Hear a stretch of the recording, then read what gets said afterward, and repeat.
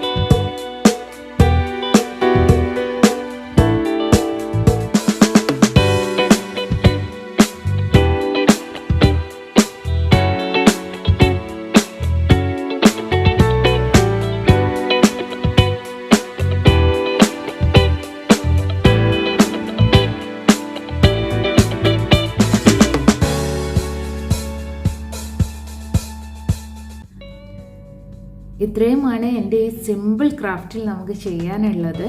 ഞാനിവിടെ dining table മേലെ സ്പൂണും നൈഫും ഇട്ട് വെക്കുന്ന ഹോൾഡറായിട്ടാണ് യൂസ് ചെയ്യുന്നത്. നിങ്ങൾക്ക് ഇത് വേണമെങ്കിൽ പെൻ ഹോൾഡറായിട്ടും ഉപയോഗിക്കാൻ പറ്റുന്നതാണ്. ഇത് വളരെ സിമ്പിളാണ്, എല്ലാവരും ഒന്ന് ട്രൈ ചെയ്യുക. ഓക്കെ, ഇന്നത്തെ എൻ്റെ വീഡിയോ ഇഷ്ടമായെങ്കിൽ ലൈക്ക് ചെയ്യുക, നിങ്ങളുടെ അഭിപ്രായങ്ങളും നിർദ്ദേശങ്ങളും കമൻറ്റ് ബോക്സിൽ കമൻറ്റ് ചെയ്യുക. ഇനിയും എൻ്റെ ചാനൽ സബ്സ്ക്രൈബ് ചെയ്യാത്തവരുണ്ടെങ്കിൽ സബ്സ്ക്രൈബ് ചെയ്യുക. കൂടെയുള്ള ബെല്ലൈക്കണും പ്രസ് ചെയ്യുക. Thanks for watching. അടുത്ത വീഡിയോ ആയി കാണുന്നത് വരെ ബൈ.